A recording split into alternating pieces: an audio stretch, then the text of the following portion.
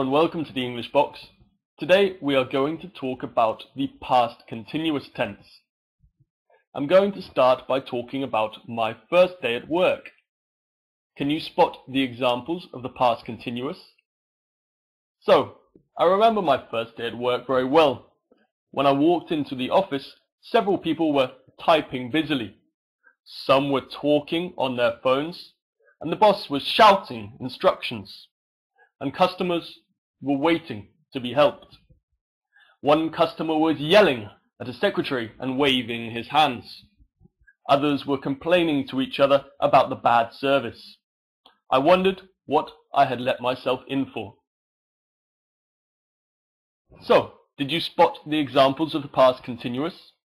We have numerous examples, such as people were typing busily, some were talking, the boss was shouting, customers were waiting, a customer was yelling, and others were complaining.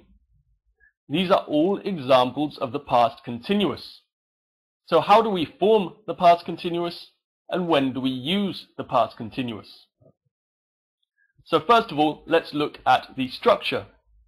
We start with the subject, then we have the auxiliary verb to be in the past tense, and then we have the verb with ing.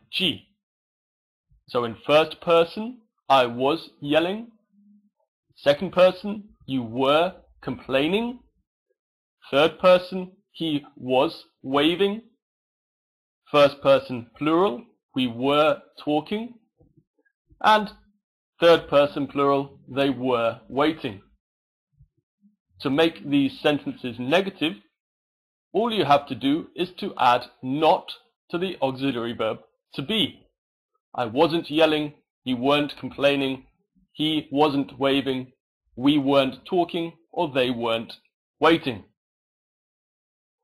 How about to form a question?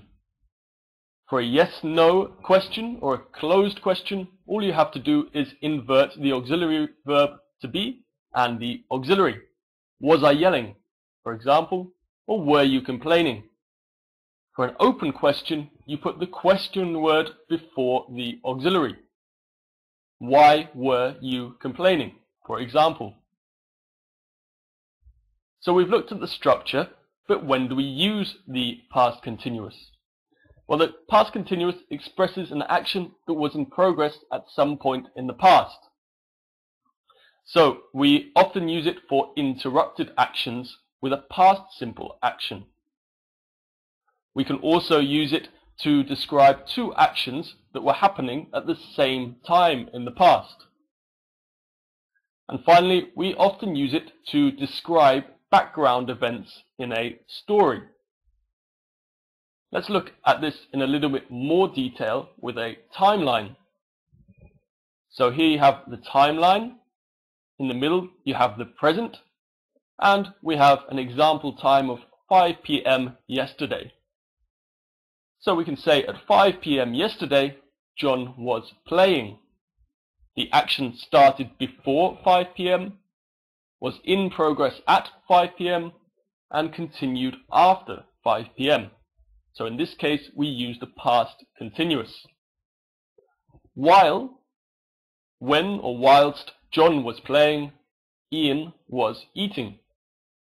So here we have two simultaneous actions, two actions happening at the same time. So we use the past continuous in both instances. And finally, Lucy was cooking when the phone rang. So Lucy was cooking before the phone rang, and then the phone rang and interrupted this action. So the first action is the past continuous, and the interrupting action is the past simple. So now if we return to our story, you can see that all of these actions were happening when I walked into the office. So you could say that me walking into the office was an interrupting action, or I could be describing these actions as part of my story, things that started before I walked into the room and were in progress when I walked into the room. Okay, that brings us to the end of the video. I hope it has helped you.